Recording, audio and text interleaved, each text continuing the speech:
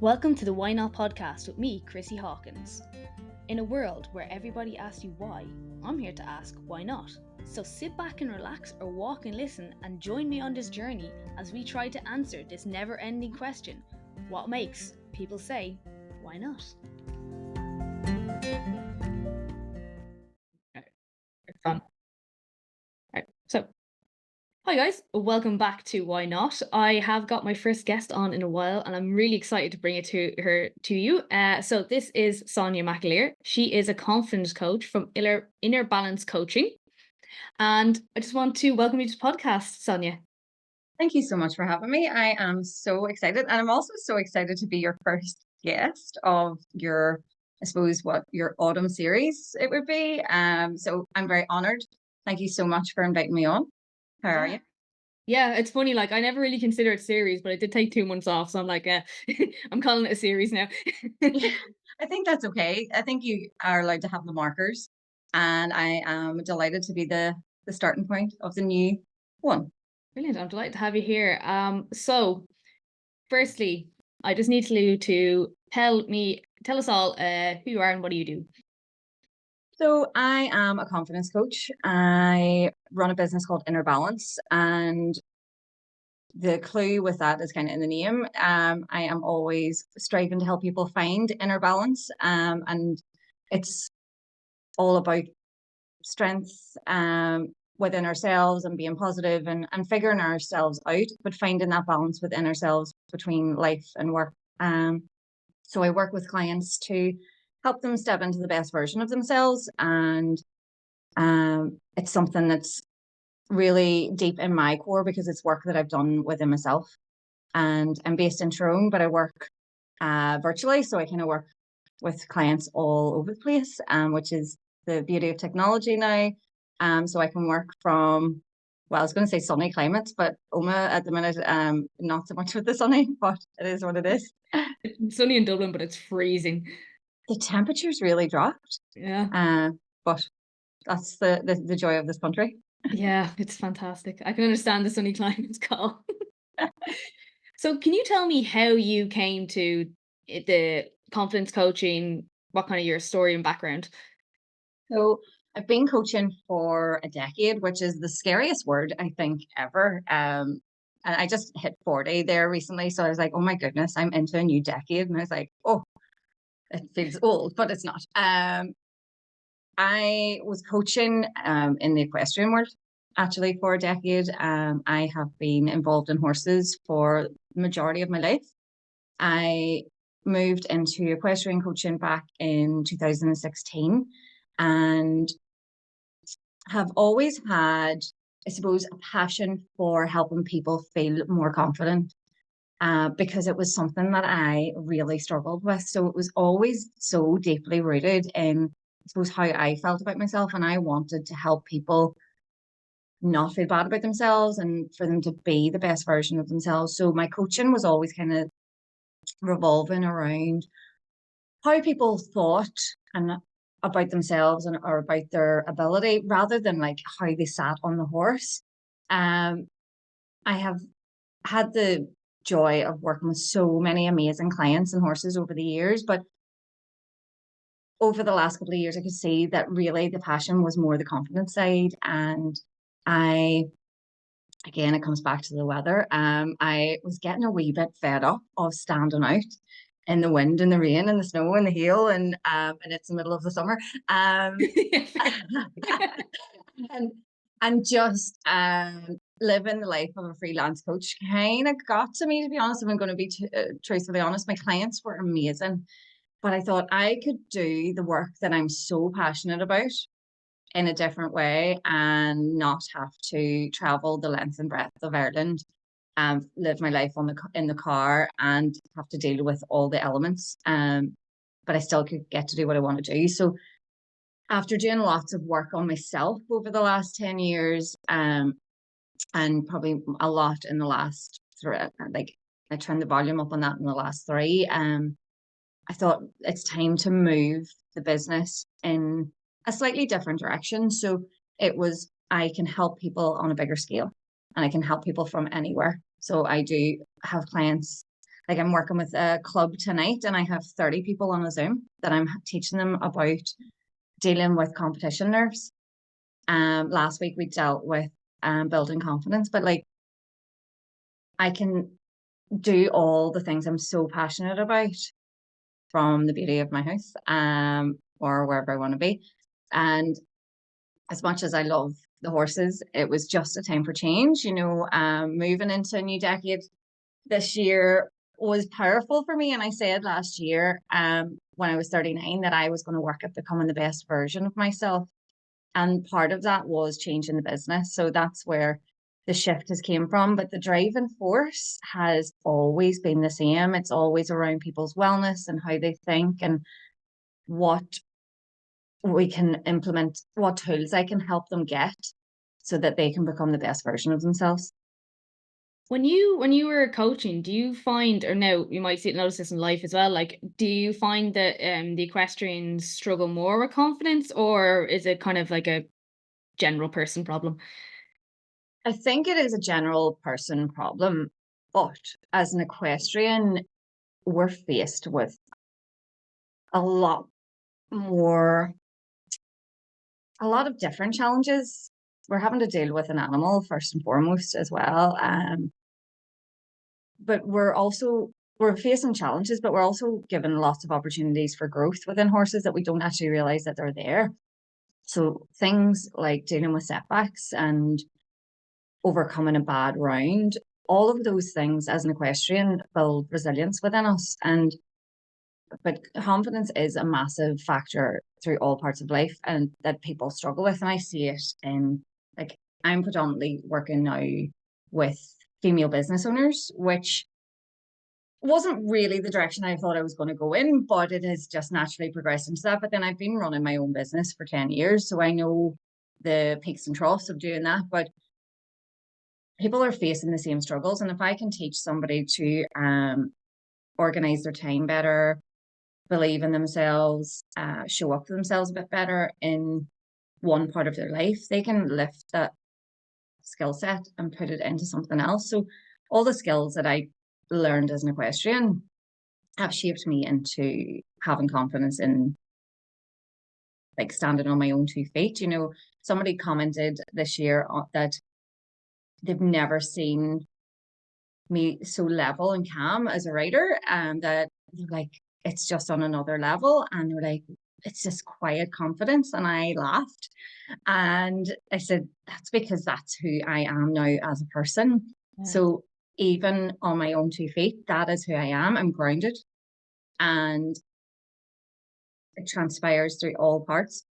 So I think if you can have a confidence issue somewhere in your riding, there's probably a wee wobble somewhere else in your work life or your home life. It's all linked, but if you can learn the tools to fix it in one wee place, it'll just have a ripple effect everywhere else. It's funny you say that, because I actually find in my own life, like I am, when it comes to training, like I will I'm really, really good on that. And then other things I just cannot seem to keep that consistency. So it's funny you say like it's like a ripple, but for some of them I'm so solid, and it's just, do you find a lot of people are like that? They're like they have like the perfect what they want in one section of their life, but they struggle really with other parts. Yeah, I mean, we can't have it all together no matter what anybody thinks. Like, I know that there's people that come to me and they're like, yeah, but you have it all together. And I'm like, do I? Do you see all parts of my life? No, absolutely not.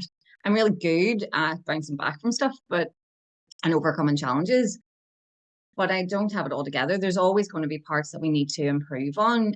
What the question I would be asking myself in the places that you're finding the resistance, what's the block? What is the thing that's actually stopping you from giving it your all?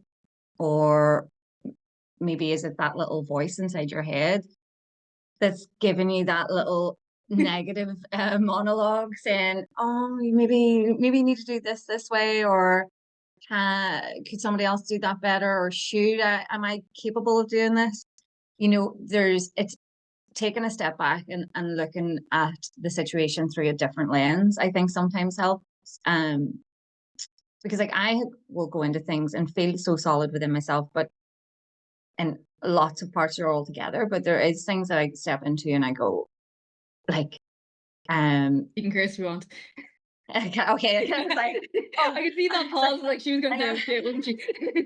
I'm having a bit of a mental block at the moment, and I'm so confident in speaking and doing, and I can get up and speak in front of like 300-400 people and own the energy in the room.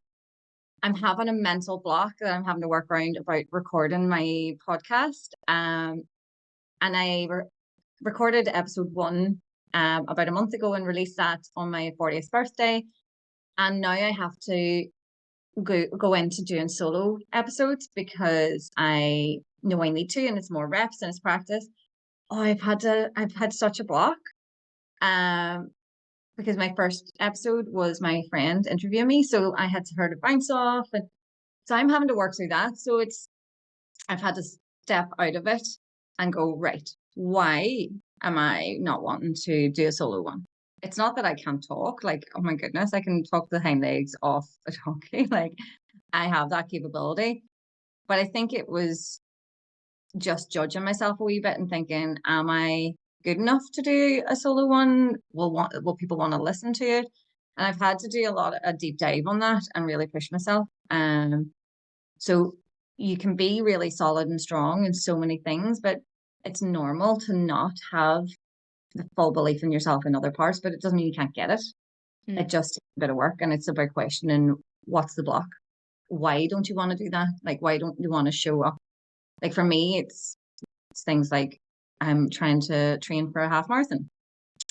Am I running? No, I'm procrastinating and avoiding it. It's in 10 days. 10 days. I think I couldn't have a half marathons. I trained for like the month beforehand. Wait, what? 10 days? No, never mind. Yes. I mean, I ran 6 miles a couple of weeks ago and I was okay.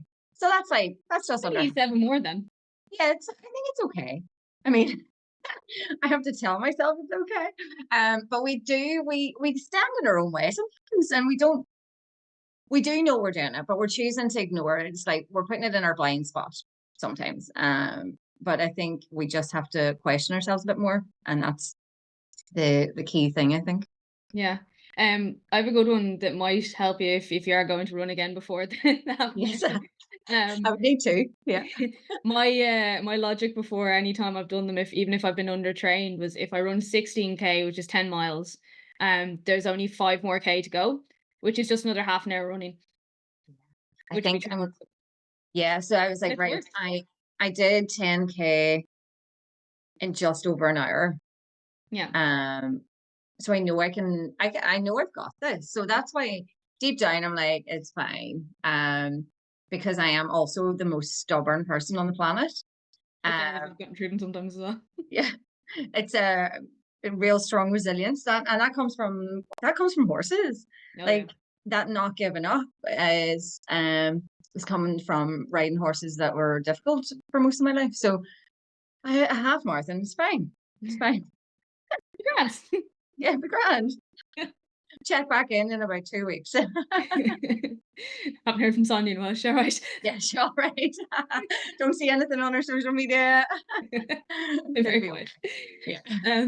So you're talking about questioning yourself and asking those questions what those blocks are. How important do you think that is, and how like for people to do this? So I spent most of my life with my head completely buried in the sand. And I didn't never question myself, coasted through life. I kind of had it 2 default settings in my brain. And the one was the head buried in sand, never questioned myself, just coasting along and ticking the boxes of life. And the other one was the left hand side of my brain, which was the fuck it. And that fuck it used to get me massively in trouble because that was the things that I shouldn't be doing. And the behaviors and the patterns and the things that are really just not proud of, but they made me who I am now. A lot of partying, a lot of just being completely off the rails and just not being the best version of myself. But that little right-hand side of my brain that was the little protective shield for me then, because I didn't question anything. Was there to keep me safe from the fuck it, because it would just be like, oh, it's okay. We'll just bury all these things that you've done. It doesn't matter. It fucking did matter. Yeah. But I wasn't at a point in life that I could deal with it. I wasn't strong enough. I took really bad mental health in 2016 and spent most of that year suicidal. And it was off the back of a chain of events that led me to feel like I wasn't enough. And I still continued to live in the world of not questioning myself. It was like, don't understand why I feel this way, but not figuring out I could get the answer myself, just going along with it. And it was only in the last 3 years where I decided that I felt a shift in my body. I don't know.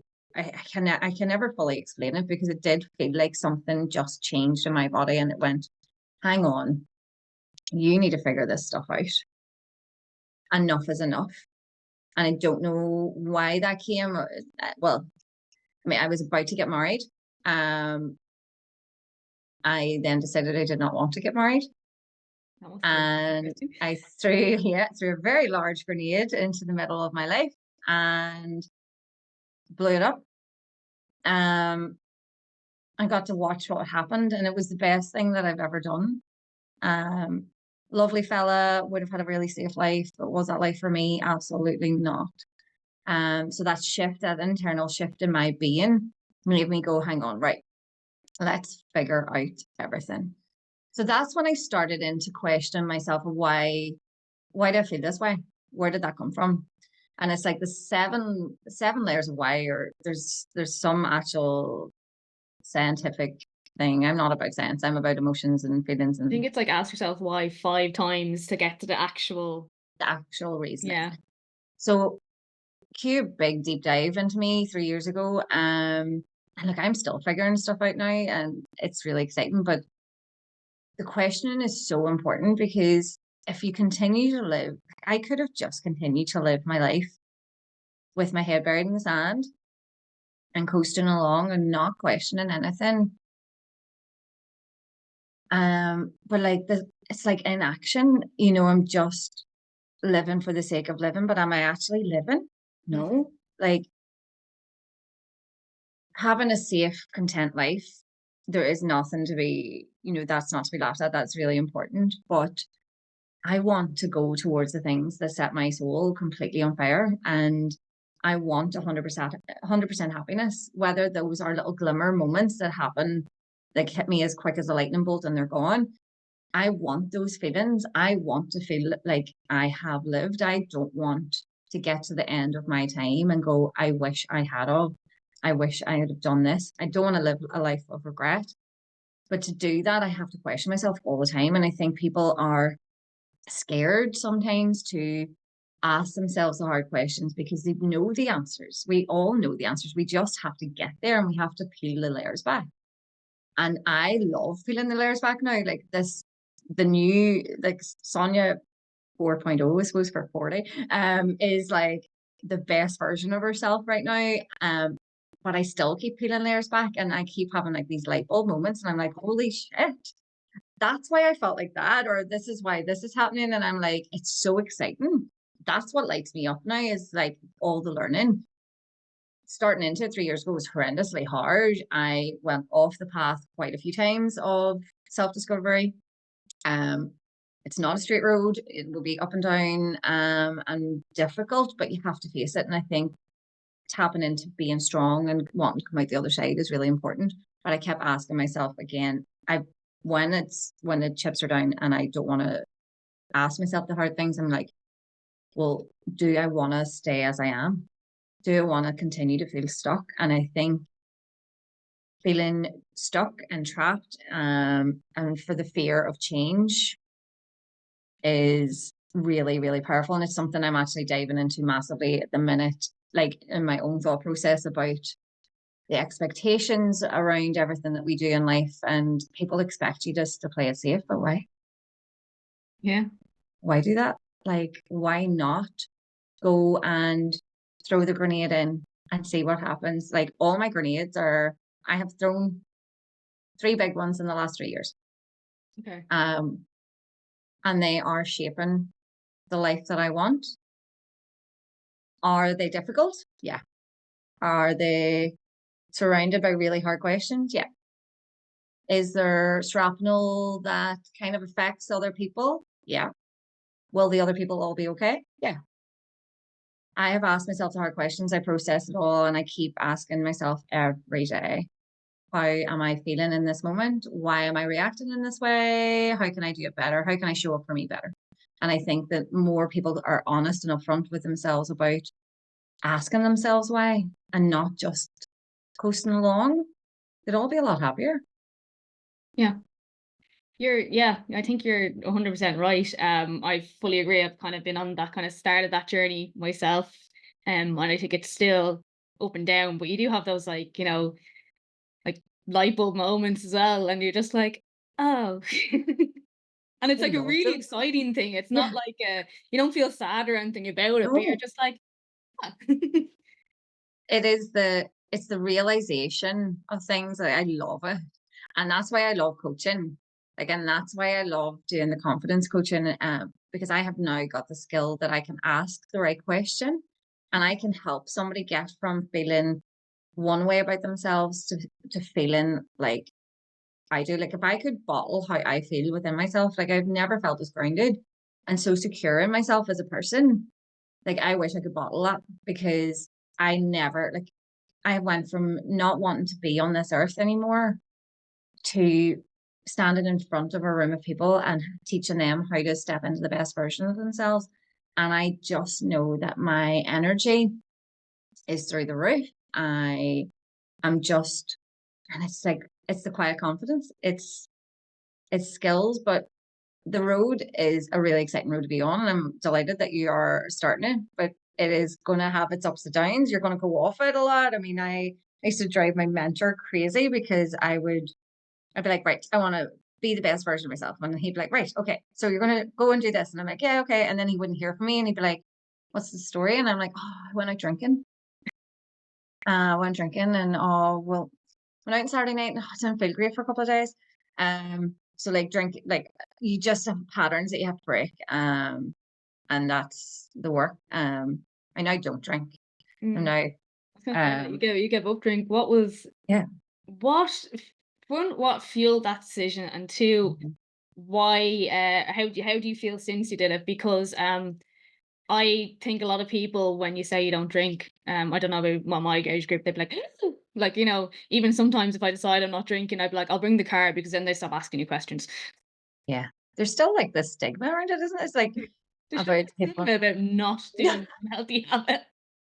but it's like it's the most ridiculous thing. I think it's an Irish thing because like everything's surrounded by alcohol. Everything, like every function, like is alcohol related. Wakes, funerals, weddings, christenings, everything.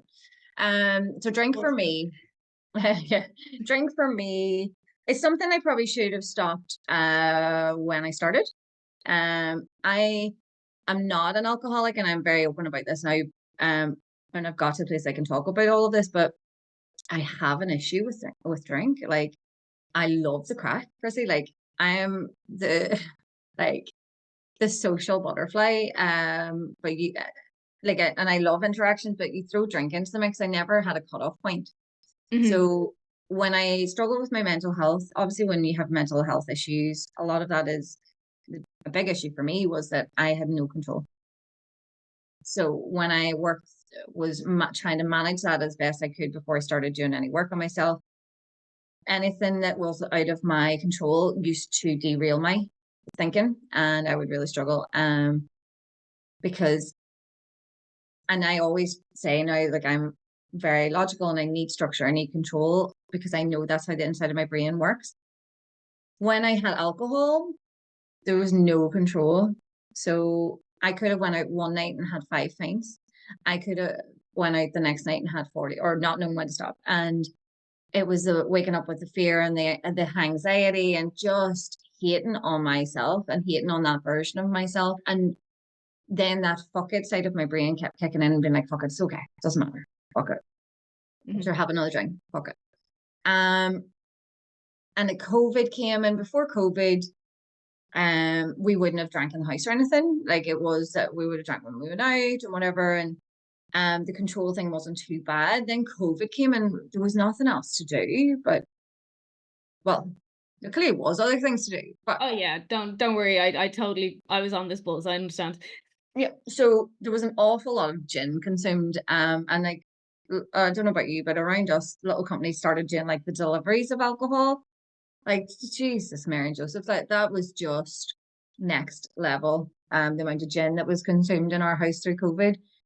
I then COVID with the wedding, that was around the time of the wedding, and because of COVID, we changed the date, and then I decided no more wedding. I moved out, and what I found was happening was I was coming home from coaching and having a one or two beer here and there in the evenings, and it was nearly becoming like, well, I've had a busy day teaching, which I mean, Jesus, every day was busy.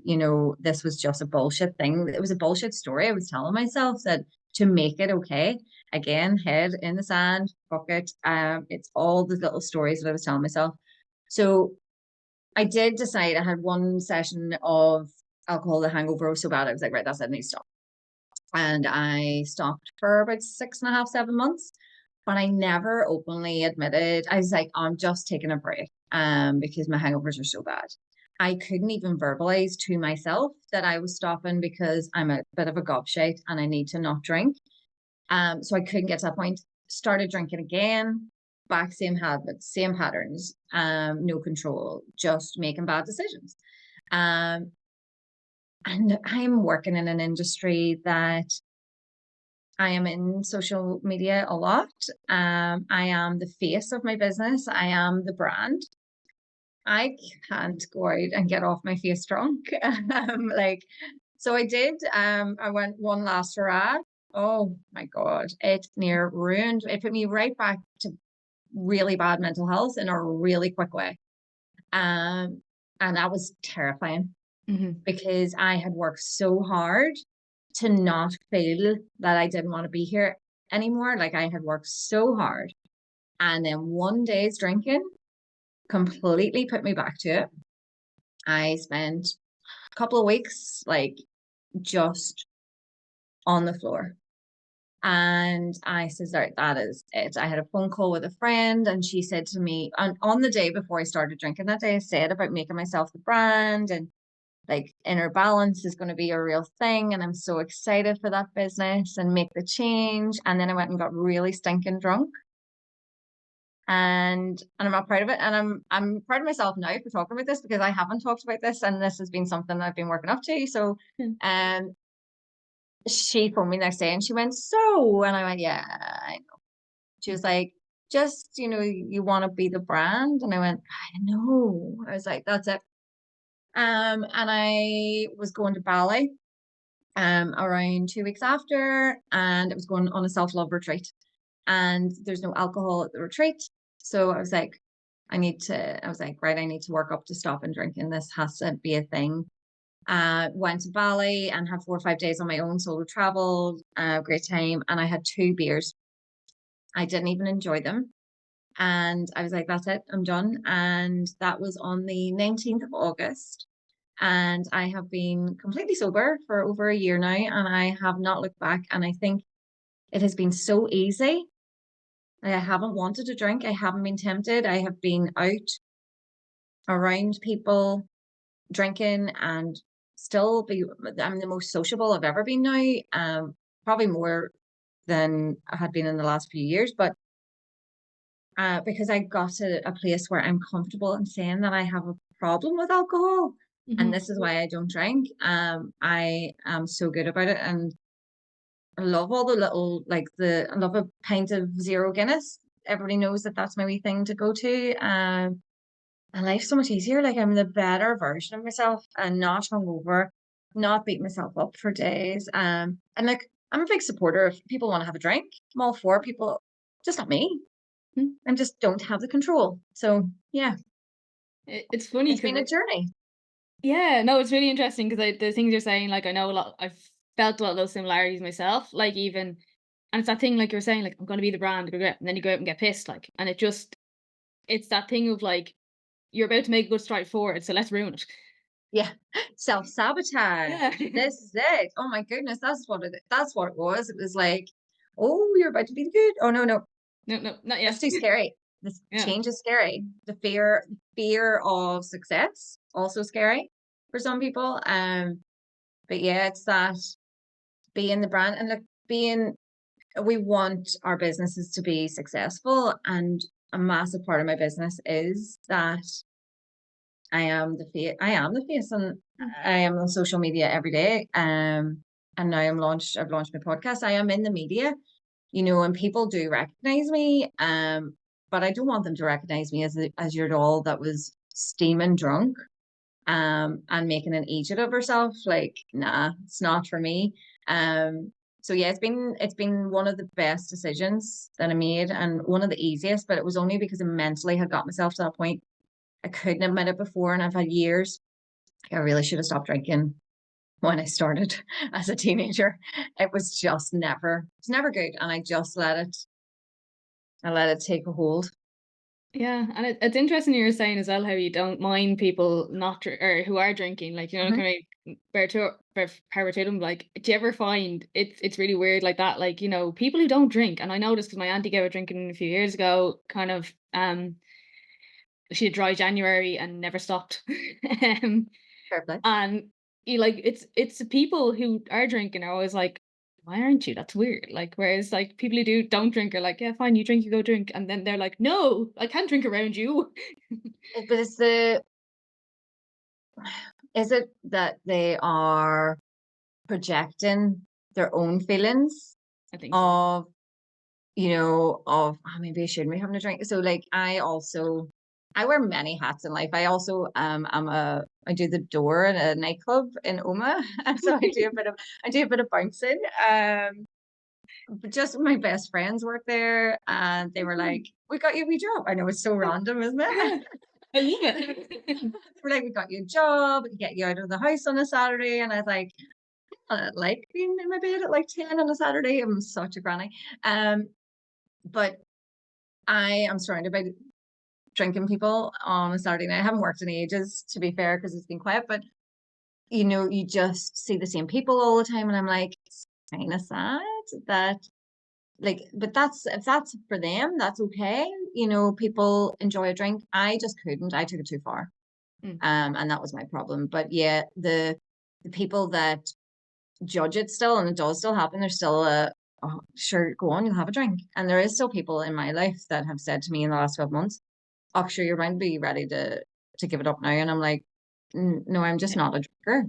I already gave It's it up. not, yeah, I am a non-drinker. And it's the terminology that we use around it. It's like, oh, I'm trying not to drink, or I'm trying to give up.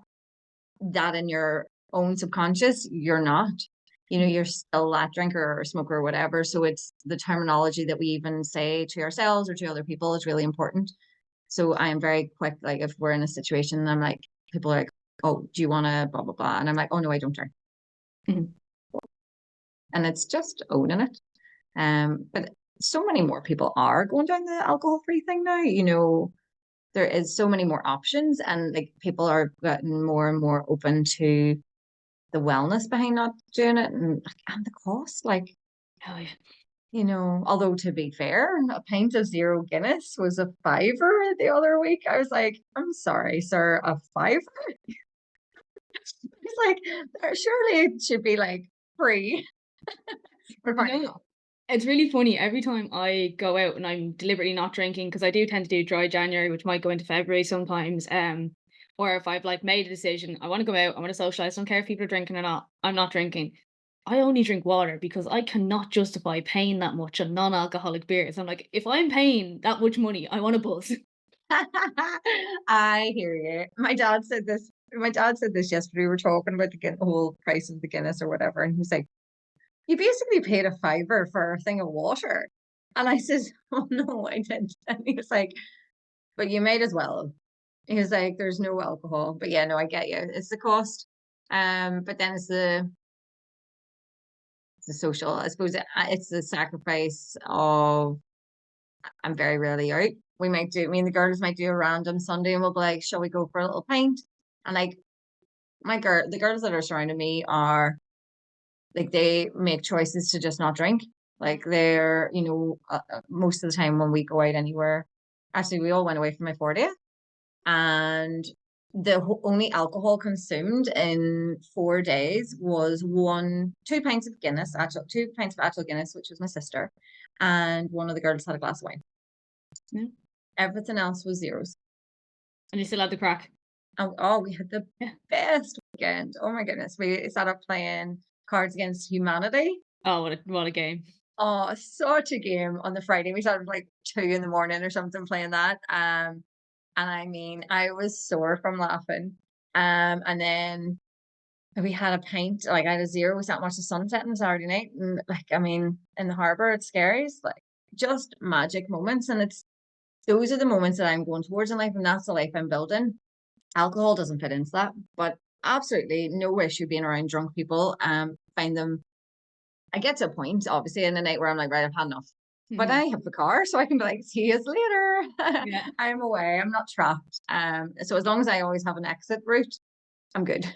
Yeah, that's fair. So coming back kind of to the questioning yourself and like think about these things, obviously you had to do that with the alcohol as well, which is just a sidebar. But Yes. what was the catalyst for you to decide I'm gonna start, like, I'm not gonna let the fuck it brain take over. I'm not gonna let the like nice little brain to be like, tell me it's fine. Like, was there a moment you can remember that you just went, okay, something needs to change, or was it a case of little things over time? Well, like because my mental health had been so bad, like 2016 I was at my lowest, and I did just muddle through from then, up until 21.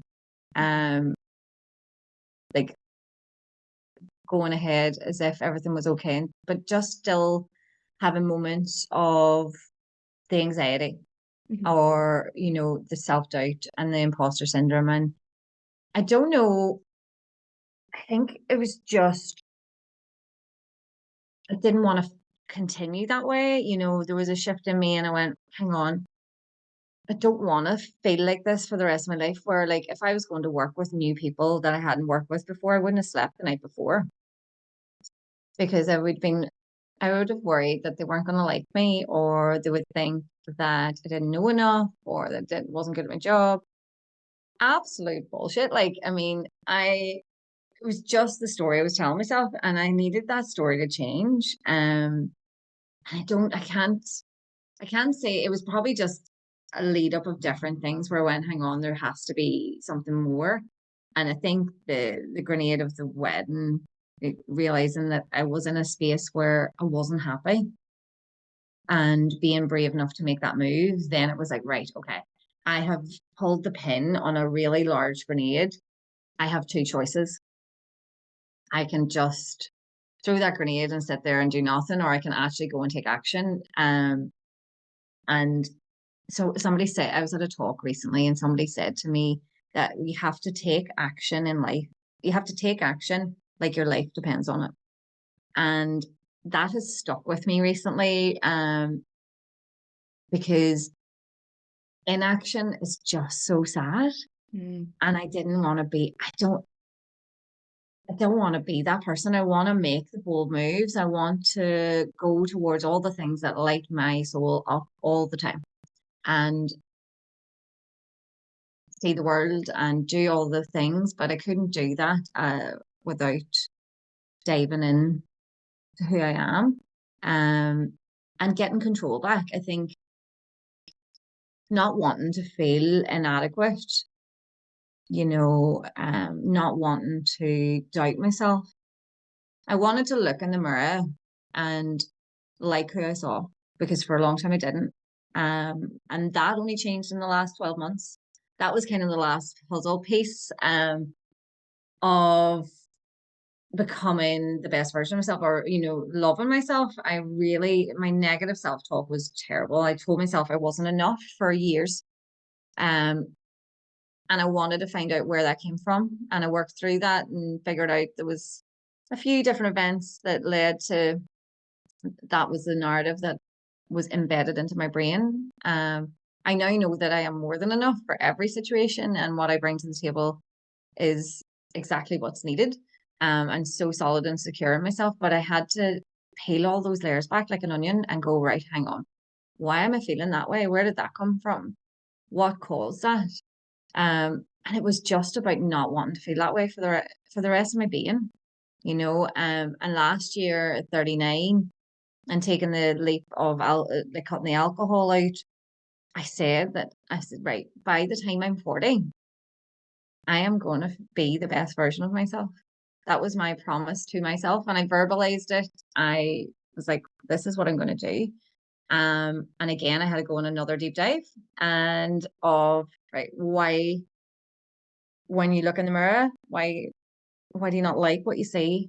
You know, we have to love our imperfections. We have to love all parts of ourselves, because if we don't, who, you know, what's it about? Because we are our number one priority. And I think that has become massively important to me, is that I am being more aware that I am, it's not selfish, that I am number one, because I can't give to everybody else if I am not 100% me.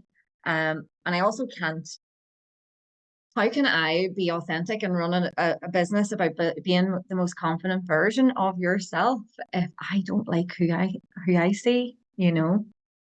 And my business, because I know I'm so secure in myself and all the energy surrounding me is so incredibly strong, my business is just flying because people feel that. Yeah. And I am just the most raw, authentic version of myself now than I've ever been. And I love just getting to show up as me. And this new version of me is just, she's class. She's Yeah. very secure and she's just so grounded, and it's not cocky. It's not big headed. It is just owning who I am. I am fully aware of my strengths, but I'm also fully aware of the things that I need to do better, you know? So it's just, whether it was, this is the woo woo Sonya, there was the universe 3 years ago that says, hang on, you're meant for a bit more. And I think that has always, the driving force for the things I've done in the last 3 years has been that I am meant for more. And I can say now that all the amazing things that I get to do in my job and my career, I should have been doing this years ago. This is what I'm meant to be doing. Mm. But could I have done it as well as I do now? No, because I didn't love myself. Mm-hmm. You know, and now I do. So it's like a whole full circle, fixing myself to help other people better themselves in. Yeah, and it's like, I know it's interesting you're saying like not being cocky or anything, and you're right. You don't come across cocky. You can feel the energy, and you can feel the genuine, like, it's that quiet confidence you spoke about. Like, it's there, and you feel it, and you believe it. You're not just one of those people who, you know, you do this, Not and then in the faking. background they're like, I'm not faking. I still make it. yeah, Like, yeah, and you that, made it, you made it. I'm here. Yeah, It took me 40 years, but I am here. But it is that security within yourself is so important. Um, and like, if people, I used to not sleep because I'd worry people didn't like me. Like, I don't care. Like, whoever likes me, and whoever doesn't. That is okay. I hmm, am not going to be for everybody. I'm not meant to be. yeah, Whoever needs to be in my circle or in my energy will be, because that's what's going to come to me. But it is just getting to being your true self is really powerful, and not worrying about everybody else, because I think so many people just worry about judgment, or, you know, we're comparing ourselves to so many other people. Now, comparison is like, it's the thief of actual joy. But we do it without even realizing we're doing it. But we have to realize that what everybody else is doing is outside of our control. And somebody might look like, I asked this question of lots of people, what their perception is of me. Like, I ask of clients and things. And I love how it is always that that I've got it all together. And it makes me laugh because I don't. Like, I am just really good at lots of parts, but there are parts that I have to work on, and there are parts that I will continue to have to work on and grow on. But that's the beauty of doing the work. It's not that I'm ever a finished product. I am this best version now, but I still have a long way to go. And that's the exciting thing, because I get to be another version of me. I get to just keep learning about myself and adapting and growing rather than staying stuck. And that's where I would have been if I'd have remained in this situation. I'd have been stuck forever. Yeah. And that reality isn't as authentic or as genuine as this one. So yeah. Yeah, I think it's interesting that you say it as well, because doing the work, like obviously you said it's over the last 3 years. It's a process. It doesn't happen overnight. But the fact you say you're excited, because I think a lot of people are afraid to ask those questions because they're afraid what will happen. But you've a complete different mindset on it. Like, look what you get to learn. And I think it really could really help people to think about it that way, as opposed to like, what will I find out about myself? But like, what will I find out about myself? It's like with my podcast, for example, right? My podcast is Set Your Soul on Fire, and the reason I wanted to start a podcast was not only obviously I love talking, but Helps. I want to be the voice of change. Mhm. I want to empower people to take the leap, make bold moves, pull the pin on the grenade and throw it in to see what happens. Because so many people are stuck in their current realities and feel that they cannot get out. They're too scared to ask themselves the questions of what would actually make me happy. What am I doing? The most triggering question I can ask somebody at the minute that I see with people is, what are you doing well? Because we're all stuck. So many people are stuck in the negatives of what they're not achieving. Life is hard. Life is busy. Lots of things going on. I'm failing. So even asking yourself every day, what am I doing well, is a massive thing. And I do a lot of work around mini wins. And it's so that you can focus on the things you are actually achieving and try and drown out the level of the negativity that we're talking to ourselves. Like, we something like 16,000 thoughts a day, and 80% of them are negative. Not fun.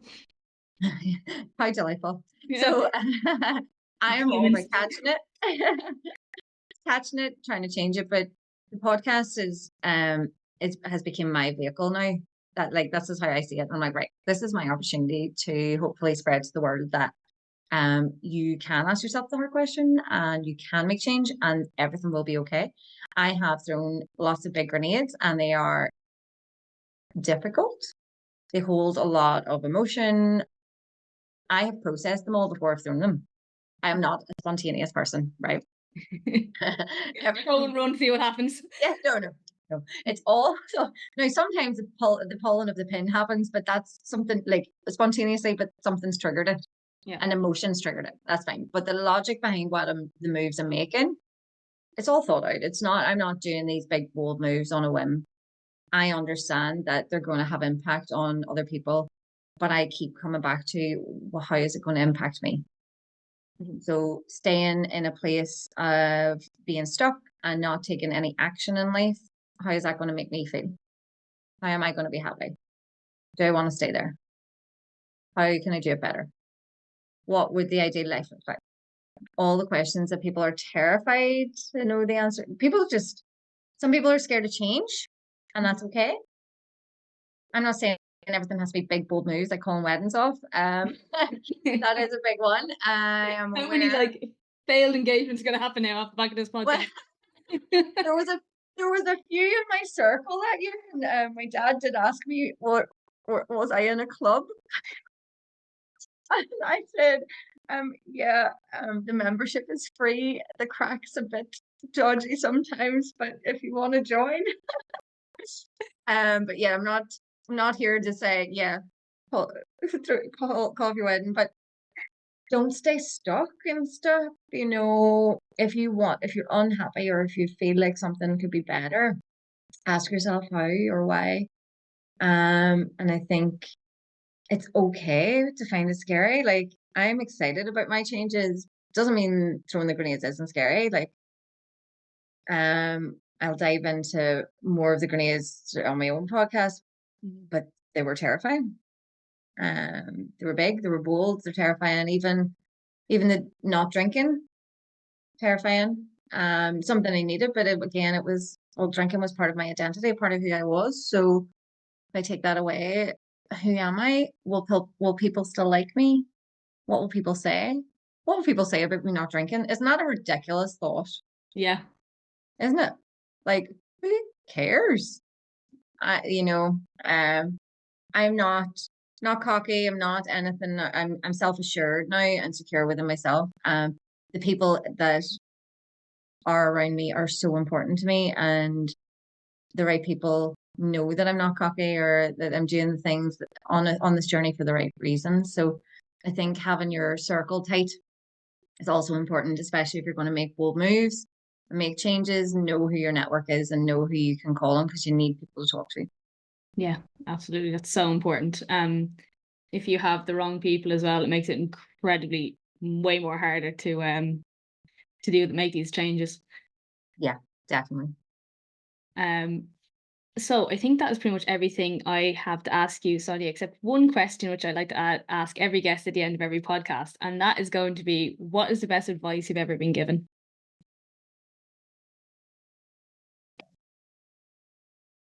A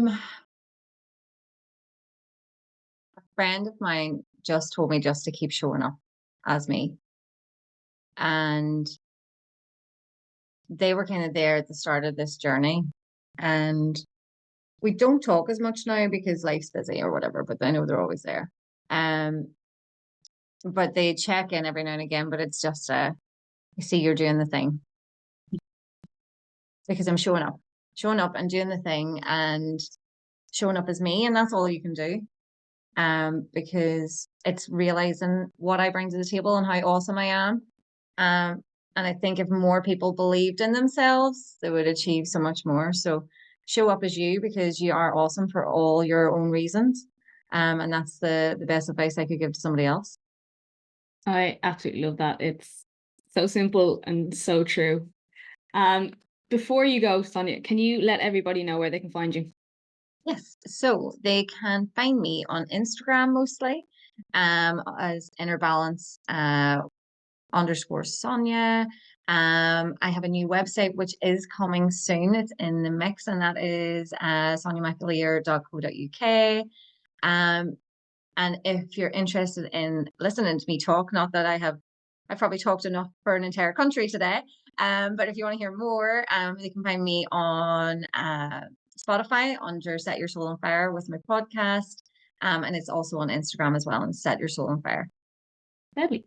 So, and as ever, guys, you can find me on Instagram and TikTok. So Instagram is at Strong in the Saddle with an underscore at the end. TikTok is at Strong in the Saddle. And to beat me on is someone beat me to on Instagram.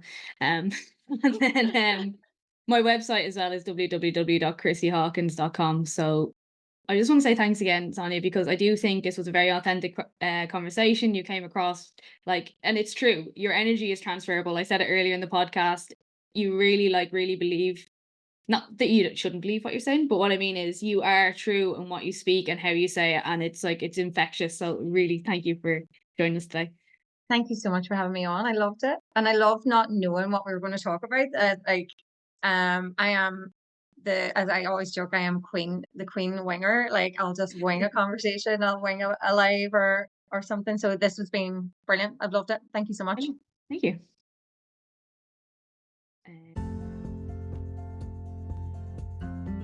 I really do appreciate everybody who listens to this podcast. So if you please could help me with the algorithm and leave a review on Apple Podcasts or Spotify.